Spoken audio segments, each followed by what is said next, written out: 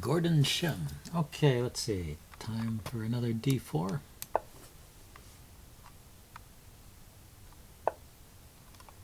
And what's he going to play?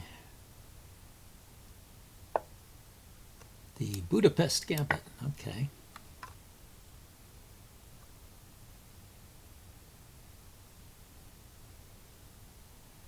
There's two choices. Knight to g4 is the most common, but knight to e4 is also a gambit line that has been tried. This is pretty standard so far for a Budapest gambit. And bishop there, then I play pawn here. You can play bishop to f4 and hold on to the pawn, but you end up with kind of a wrecked pawn structure. So this line gives back the pawn, but should leave white with some good development. So the question is, should I play a3 first or knight or if I can just go with knight c3. The pen is sometimes a little bit uncomfortable there. And sometimes b4 is an idea, kicking the bishop. So he stopped the b4 idea, but at least my knight won't get pinned. And then the bishop on e2 keeps the knight from hopping into any squares. It protects the pawn on f4 and controls the, c4 and controls the g4 square. So this should be pretty comfortable. Let's pause to think here. Probably just castling is good. I was wondering, there's possible knight maneuvers. Knight here to harass the bishop. But I've got to figure out how to develop my bishop. And in this setup, it makes sense to put the bishop on b2. And that would indicate that I might want to play b4, but I can't because the pawn takes. Yeah, it's just not working. So b3, bishop b2 is possible. Now he raised his rook to a6. This is an idea in the Budapest. Notice that the 6th rank here is entirely clear, so the rook can swing all the way across, and he can coordinate with the bishop and attack these pawns in front of the king. Kind of an interesting way to play. I don't know if there's any good way to stop that. Let's get my knight over to the king side, though. I'm going to start with knight to, rather than play b3 and bishop b2, which seems kind of slow to me, I'm going to start with knight to d5. And he can kick it, and then the knight can come to f4. Anyway, the idea is just to get more force on the king side to be prepared for his clever maneuvers with the rook. Also, the knight here supports pawn to b4 if the rook moves. Right now I can't play pawn to b4 because of taking, and pawn takes, and he takes my rook. It's pinned. There's a pin on the a file as long as the rook is on a6. But if the rook moves away, then I can play b4 immediately.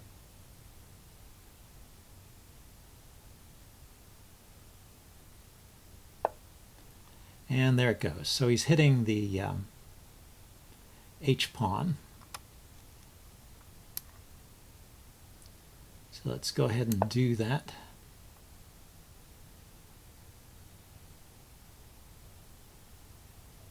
Hit that bishop. See if the bishop goes to d6. Bishop on d6 would make some sense. But he just goes directly for the attack, okay? So h6 was forced, I think. And he can't bring the knight in. Notice this bishop on e2 is protecting that g4 square, so that's handy. So he's going to sacrifice his bishop, huh? Do I believe that? Well, I could bring my knight in for extra defense of the h6 square. And oh, now he can win a pawn. Very clever. Very clever. So I can kick the queen. I was wondering if I should do that now. It's kind of an annoying piece hanging around there.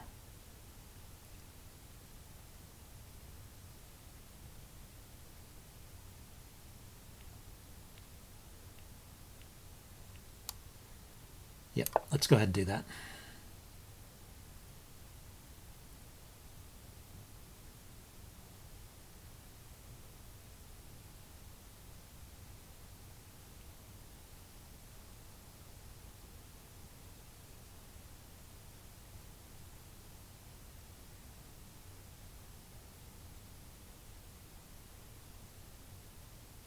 See where he wants to put the queen. Okay, so now his bishop and his rook are looking at the h6 pawn. So let's well, I can take here first because he needs to respond to that.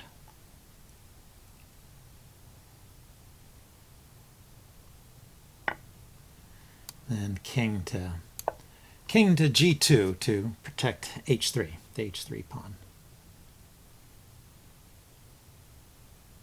So I lost a pawn over here, but I have ideas of getting it back, I guess, by attacking that bishop.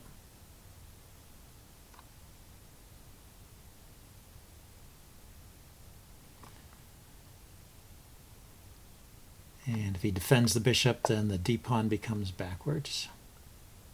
So he goes back to that square. Interesting. So let's start by piling up on the pawn.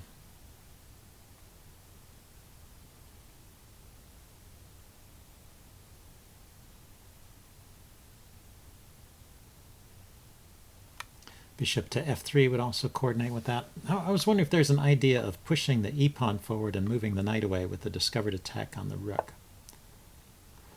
Okay, so he chases my knight away.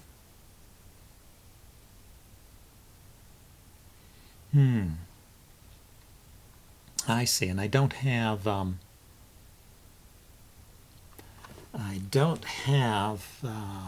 any great square to move it to that comes with a tempo. So actually, this pawn is going to be lost, isn't it?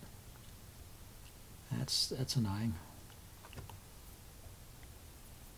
Ah, I can go here.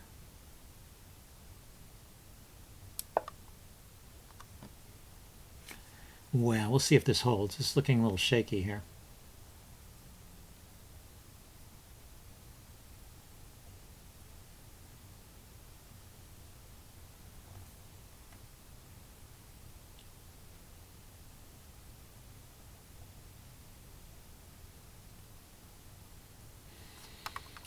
But well, pawn to g4 would defend the knight. That would cement it in there pretty solidly. e4 would bring the bishop to bear on the g pawn. That might be useful.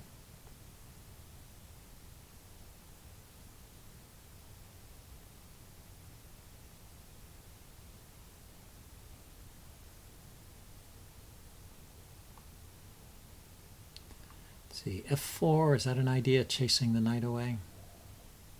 He's weakened his king side, so maybe just bishop b2 and queen to c3 and set up for a checkmating battery along that dark diagonal, the dark squared diagonal, rather than moving the e pawn, which is kind of useful there. The e pawn is keeping his bishop from coordinating on f2. Okay, so he's attacking my pawn.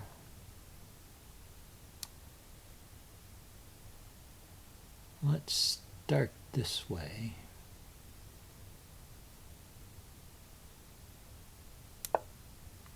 Bishop here, queen here, bishop b2. Ah, okay, so his idea is to coordinate on h3 again.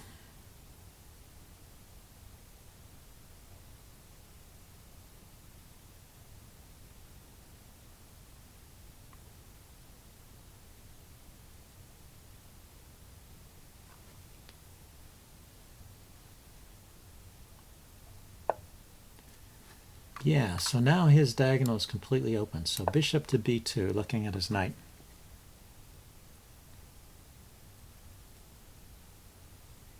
Looks interesting. And he's just pushing that forward, okay. That leaves the knight hanging, so the knight has to come back. I can take here with check, but I can take with the rook.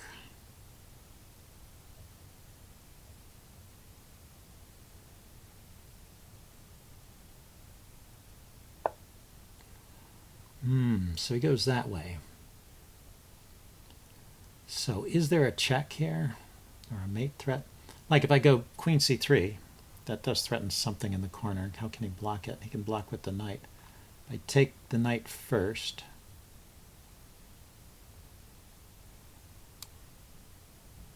yeah, it might be useful to get rid of that piece.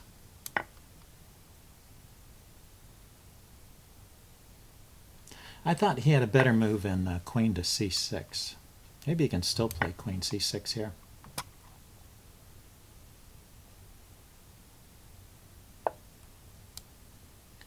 Maybe that was his idea. You know, I have to kind of put my king into a weird square. But that's what it is. Anyway, I got my pawn back. 1, 2, 3, 4, 5. 1, 2, 3, 4, 5. And I've stopped his f-pawn from coming forward. I've stopped his attack on h3. His attack on e3 doesn't look like it's adding up to much. And I can play queen to c3 and try and get something going on this diagonal. I can take off this bishop at some point if it seems useful. And just need to activate my rooks. So I don't think Black made the best use of his chances here. I think he had something going for a while there. He resigned. Well, that's pretty silly. You know, you can't just resign because your attack didn't work. You should play the game. Okay, well, maybe he had something else going on. Anyway, I will upload this and do a postmortem. See you guys later. Bye.